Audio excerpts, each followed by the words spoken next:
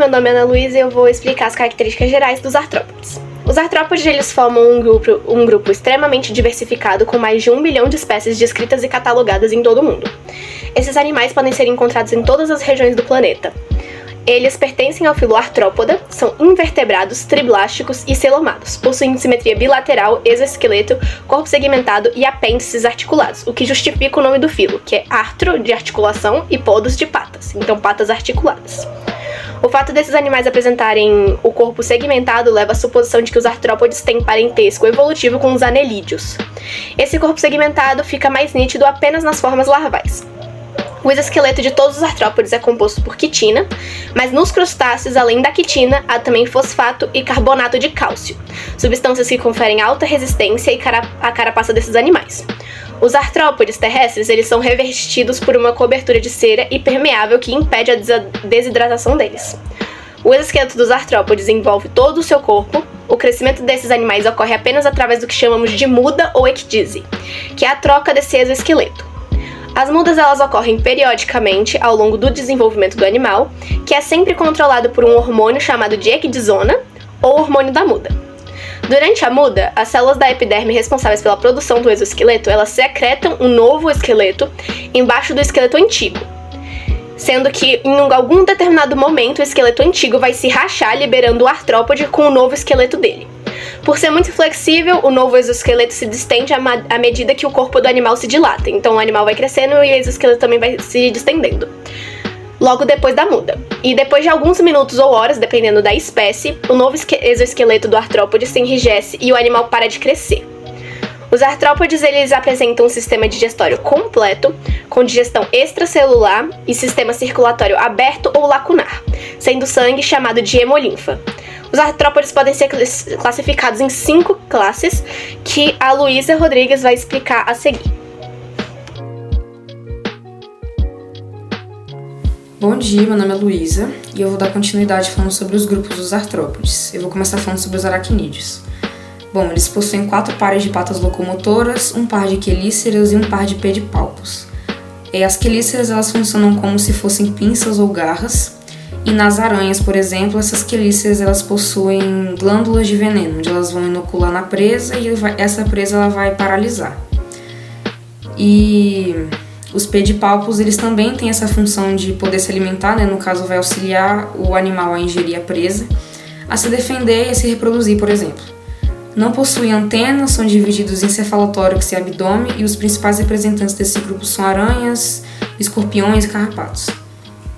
Agora falando sobre os insetos, eles possuem 3 pares de patas, um par de antenas e muitas espécies 1 ou 2 pares de asas. Nos insetos é possível observar diferentes tipos de aparelhos bucais, como por exemplo aparelhos lambedores, mastigadores, sugadores, depende da espécie.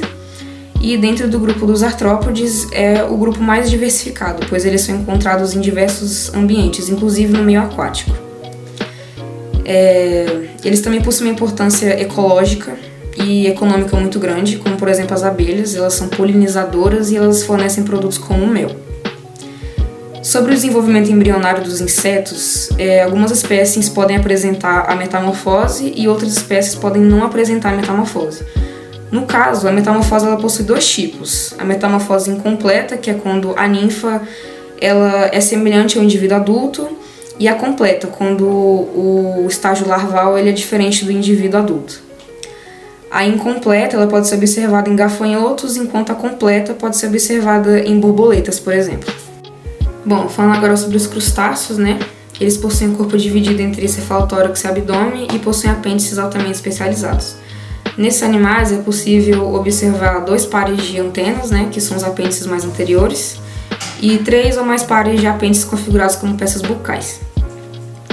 Em relação às patas locomotoras, o número é bem variável, pode variar de 5 pares de patas ou mais, dependendo da espécie, e o exoesqueleto desses animais ele é fortalecido com carbonato de cálcio, que fornece uma carapaça para esses animais. E os principais exemplos de crustáceos que nós temos são caranguejos, camarões, lagostas, lagostins e cracas. Agora falando sobre os quilópodes, né? Eles possuem um corpo alongado, um par de antenas e um par de patas por cada segmento. Eles possuem apêndices capazes de inocular veneno na presa para que ela seja imobilizada, né? E eles são carnívoros e terrestres. Os principais exemplos de quilópodes que nós temos são as lacraias. E o último grupo, né? Os diplópodes ou miriápodes. Eles também possuem o corpo alongado e um par de antenas, porém, alguns autores consideram ele dividido entre cabeça e tronco, assim como os quilópodes, por conta que eles possuem um segmento chamado colo, né, que ele vem depois da cabeça, só que o colo ele não tem nenhum par de patas. Após o colo, possui 3 segmentos, né, que são apossegmentos, um par de patas por cada um desses 3 segmentos, e depois deles tem os diplossegmentos, que são 2 pares de patas por cada segmento. Eles se alimentam de vegetais, e os principais exemplos que nós temos de diplópodes são os embuás.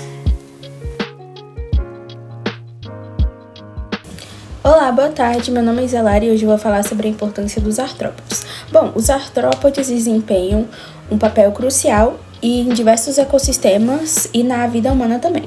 O primeiro deles é a polinização. Muitos artrópodes, especialmente insetos, como abelhas e borboletas, são fundamentais na polinização de plantas, contribuindo para a produção de frutas e vegetais. Na decomposição, alguns artrópodes, como insetos detritívoros, ajudam na decomposição de matéria orgânica, reciclando nutrientes e mantendo a saúde do solo.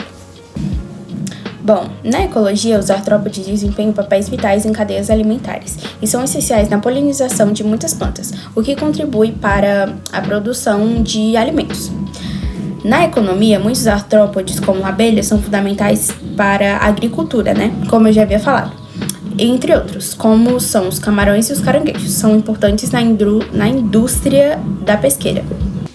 Bom, assim na medicina também, alguns artrópodes, como o mosquito, podem ser vetores de doença, enquanto outros, como aranha e escorpiões, eles têm veneno, né, que podem ser utilizados em pesquisas médicas, contribuindo com vacinas, soros, entre outras coisas. Bom, na cadeia alimentar, os artrópodes servem como alimentos para umas variedades de animais, incluindo aves e mamíferos, entre outros invertebrados, sendo essenciais na manutenção dessas cadeias alimentares. Eu sou Ana Júlia, vou falar sobre o habitat natural dos artrópodes.